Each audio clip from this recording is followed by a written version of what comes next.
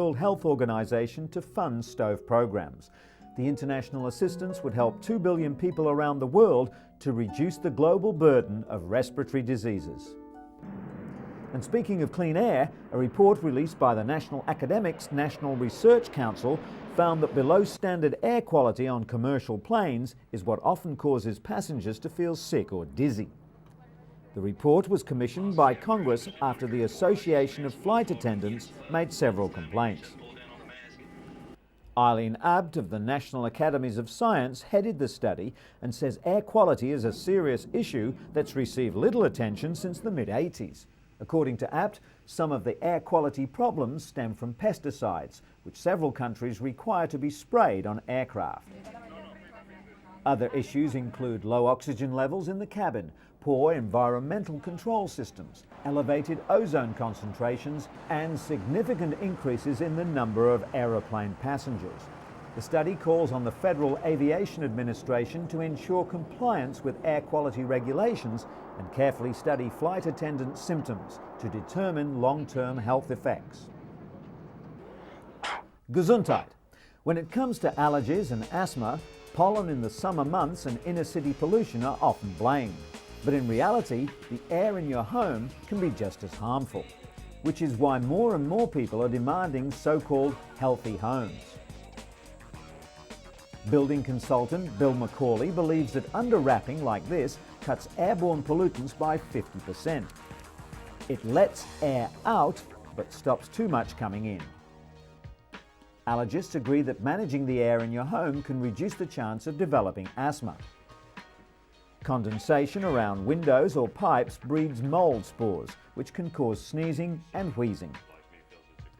The best way to stop mold is to replace wood or copper fittings. Medical assistance should be sought for asthma and allergies, but doctors are also advising that often health care can quite literally start in the home. Autumn for many is a joyous time of year. The crisp, cool weather and holiday season is energizing and festive. But for those suffering from seasonal affective disorder, or SAD, mood and energy drops with the leaves, resulting in a lack of concentration, weight gain and depression. In fact, most people suffering from SAD have trouble getting up in the morning, while facing the day can seem like a gloomy prospect. Neil Owens is a SAD sufferer and one of the first research subjects in the 80s to undergo light therapy for treatment of the condition. Owens created the first light boxes that were used by major medical institutions conducting SAD research, and later went on to build them for consumers as well. The special full-spectrum artificial light helps reset the biological or circadian rhythms while boosting levels of the neurotransmitter serotonin in the brain. Exercise and a balanced diet can help the darkest days of winter seem a little brighter.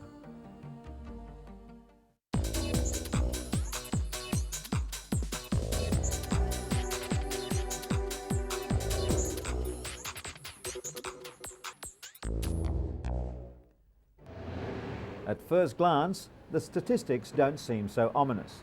An estimated 163,000 people are infected with HIV or AIDS in Russia, a country of 147 million people. But experts fear the real figure could be 5 times higher. In anticipation of World AIDS Day, UN AIDS and the World Health Organization released the grim statistics, showing the former Soviet bloc now faces the fastest growing infection rate. The increased use of intravenous drugs is of key concern, as is the epidemic in the pediatric population. This hospital in St. Petersburg is the only one for HIV-infected children, abandoned by their mothers, mostly HIV-infected drug addicts. More than 80% of the reported cases are in people under 30. AIDS is now the 4th biggest killer around the world. Africa continues to be the hardest hit, with almost 3/4 of the almost 40 million sufferers worldwide. Researchers in the US are reporting an alarming new increase in drug resistance among HIV-positive people undergoing antiretroviral drug therapy. 50% of Americans undergoing highly active antiretroviral therapy are developing mutant strains of the deadly virus due to irregular use of the drugs. Researchers measuring the blood viral levels of 2,000 people undergoing the therapy also found that 64% of participants experienced a rise in viral levels over time. This indicates that they're receiving less benefit from the drug cocktails than they were a few years ago. The main reason for these alarming figures is that drug compliance is so difficult. The study found that 20% of all newly infected people were already carrying drug-resistant strains of the virus. If the trend continues, the HIV virus could develop resistance to all drugs. The AIDS crisis has had another unexpected side effect too. It sparked a diverse cultural response from both HIV-positive and HIV-negative artists. Positive Lives is one of the most remarkable responses. For 8 years, it's charted the course of the virus and its impact on people's lives. According to the exhibition curator, Kevin Ryan, this art has many different uses: for health, for education, and for knocking down barriers of stigma. Literature has also seen an explosion of HIV content. AIDS provides elements that are crucial for a good read: love, sex, death, and plenty of drama. Like no other health crisis, HIV has sparked creativity that comforts, questions, and also explains.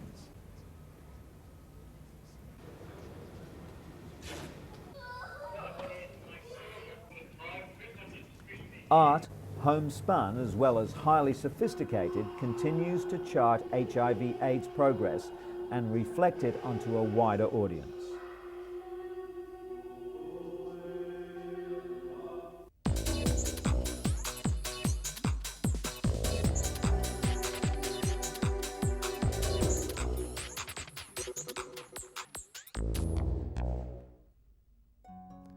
Val Garvey was told not to expect any miracles when her son Poirik was diagnosed with autism 3 years ago. Doctors told her he'd never be able to form relationships, use his imagination, hold conversations, or even dress himself. Now 6, Poirik can do all that and more.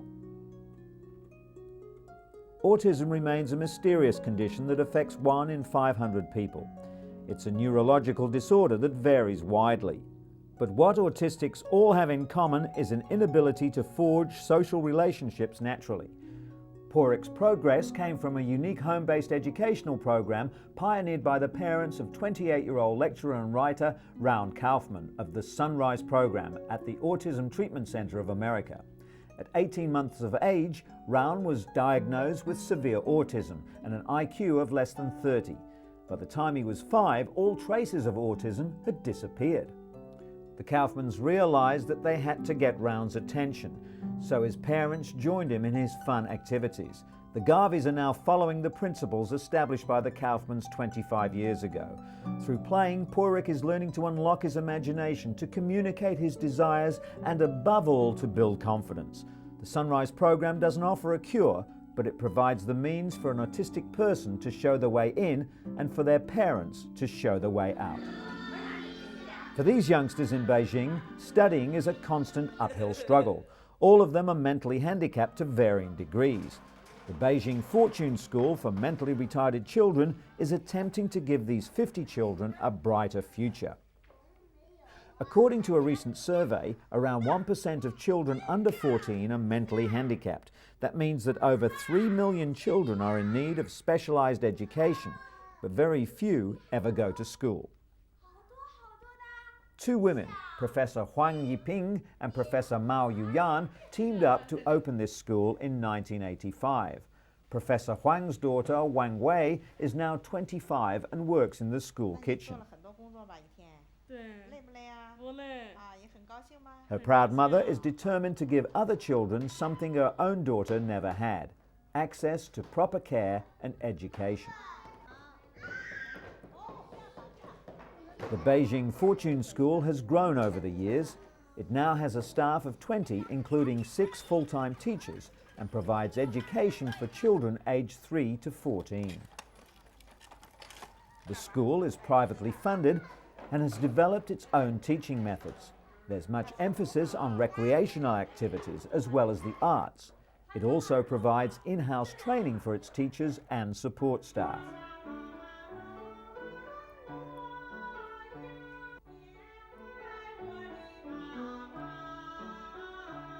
Zhou Jingren has attended the school for the past 3 years. He was born perfectly healthy but soon contracted meningitis, a serious inflammation of the brain's lining which resulted in brain damage.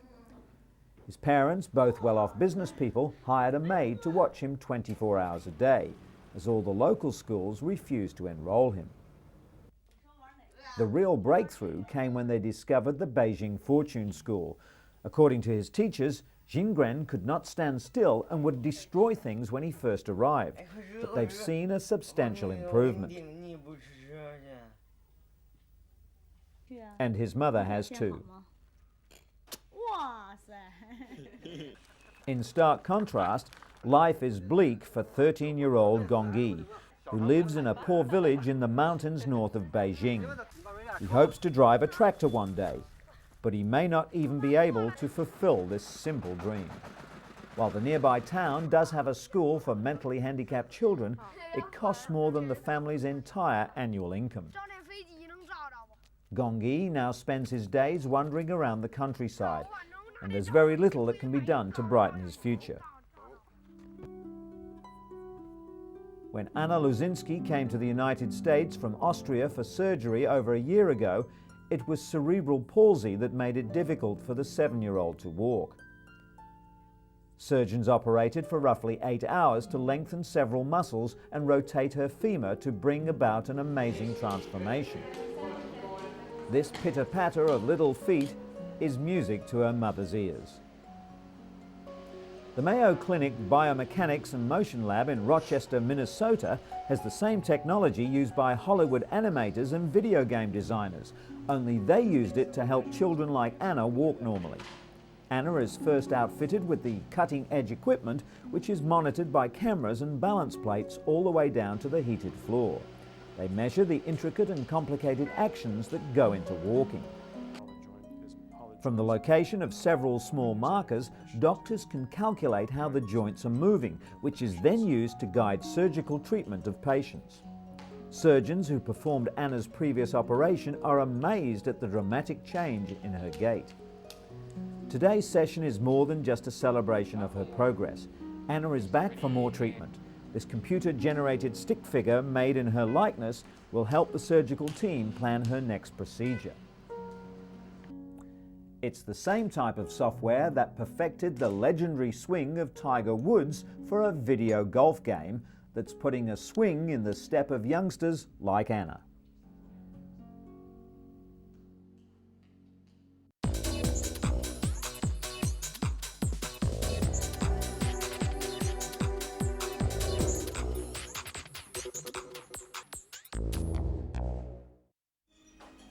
A major research study has revealed that nearly a third of heart attacks and strokes could be prevented with wider use of cholesterol-lowering drugs known as statins. The study, billed as the world's biggest trial, involved 10,000 people testing the new drugs. Statins are normally given to people who have very high cholesterol levels, but the study showed they also work in those with normal or low cholesterol. The British Heart Foundation described the findings as a major advance in the treatment of heart disease, especially as 1.5 million Britons currently suffer from the condition. 6 years ago, Kelly Perkins came to UCLA for a heart transplant after a virus damaged her own heart. Today, she and her husband Craig are making a social call. They've come to see cardiologist Dr. John Kobashigawa, the man who helped Kelly get her life back. 40-year-old Kelly wants to share one of her proudest achievements. She recently returned from Tanzania, where she became the world's first transplant recipient to climb Africa's highest mountain, Mount Kilimanjaro. Kelly's 8-day trek was recorded by a documentary film crew. She's climbed other mountains in the US and Japan, but at 19,340 feet, Mount Kilimanjaro was the highest and the most challenging. Being a transplant recipient means that Kelly fatigues quickly, and because nerves were severed during surgery, her heart doesn't keep pace with her level of exertion. The climbers set out for the summit at midnight in sub-zero temperatures. Having conquered Kilimanjaro, Kelly's now looking for another mountain to climb. It's her way of demonstrating that transplant recipients can live a full life while encouraging people to save lives by being organ donors. Kelly's plea comes as a timely reminder, following the news that Robert Tools, the recipient of the world's fully contained artificial heart, died. Tools received the EP04, a grapefruit-sized plastic and titanium heart. Only expecting to live 30 days, he survived for almost 5 months. The former teacher moved from Colorado to Kentucky 5 years ago to receive a heart transplant, but was turned down because of his deteriorating health. But ultimately, it was abdominal bleeding related to his severe and chronic medical condition that killed him, not a malfunction in the device. 6 people, including Tools, have so far received the artificial heart. The EP04 is designed to extend the lives of patients who would otherwise die of heart failure and are ineligible for a heart transplant. Its internal battery system allows patients to be free of tubes and wires required to power previous devices. And, contrary to traditional medical belief, researchers have found evidence that human heart cells can regenerate.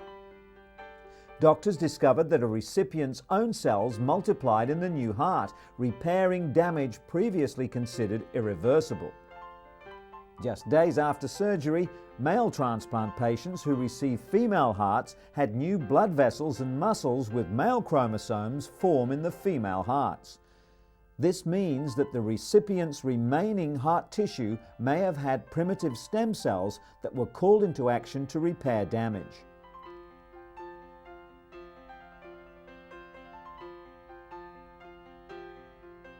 Scientists are now trying to harness the self-healing power of cardiac stem cells.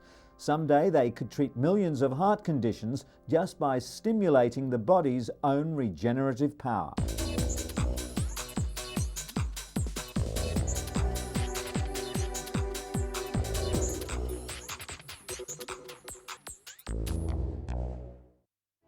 US researchers say they've created an air filter system that's capable of destroying the deadly anthrax bacteria and a host of other lethal viruses, including smallpox. The air purifier that can kill airborne biological agents in ventilation systems was developed at the Johns Hopkins Applied Physics Laboratory in Maryland. Dr. Richard Potamber created the device out of an inexpensive commercial filter, then added the purifying system. The hybrid unit combines free radicals to help kill the viruses, with new technology known to neutralize airborne pathogens with ultraviolet light. To test the device, scientists piped in molecules that imitate viruses, bacteria, and spores.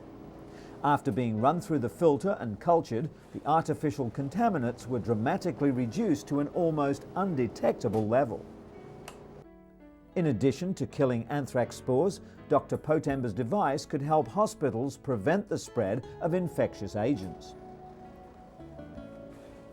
The filter's patent pending and could also be available for commercial use in subways, hospitals, and government buildings within a year or two. In other news, the United States Centers for Disease Control has warned that prescribing doxycycline to pregnant women who may have been exposed to anthrax could be harmful. Health officials worry that doxycycline could stunt fetal growth when taken during pregnancy, recommending instead the antibiotic Cipro, the first drug approved against inhalational anthrax. The latest health recommendations for pregnant women is the opposite of the recommendation issued by the CDC to the general public, who are now advised to use doxycycline over Cipro as the first drug of choice. The change came when health officials became concerned that Cipro was being overprescribed, which could lead to possible resistant strains of the bacteria. Doctors are now advised to prescribe doxycycline to non-expectant patients who may have been exposed to anthrax. Although no clinical tests have been conducted, the CDC believes that Cipro is unlikely to pose any substantial risk to expectant mothers.